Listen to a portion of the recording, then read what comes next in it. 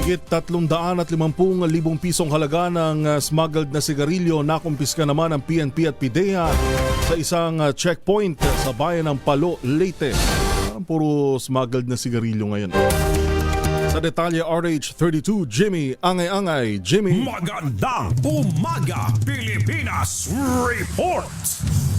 Mahigit 350,000 smuggled na mga sigarilyo na kumpiska ng kapulisan at Philippine Drug Enforcement Agency sa bayan ng Palolite sa isang PNP checkpoint. Ito ang sinabi ni Leyte Police Provincial Office Provincial Director Police Colonel Junicio Apas Jr. Ang operation sinagawa ng Palolite PNP at PIDEA kung saan 14 na kahon ng smuggled na sigarilyo na kumpiska ng mga otoridad sa isang sasakyan na itinago sa agricultural products sa barangay San Joaquin, Palolite.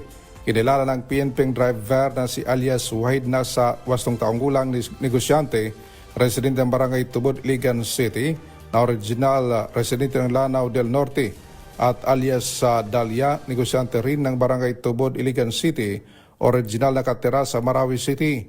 Ang mga nakumpiskang mga smuggled na sigarilyo nasa kustudiya ng Bureau of Customs sa Tacloban at mga suspect naman hawak ng Palolite PNP. Mula dito sa DYVL Action Radio Tacloban, ito si R32 Jimmy Angay-Angay para sa DZRH. Una sa Pilipinas, una sa Pilipino.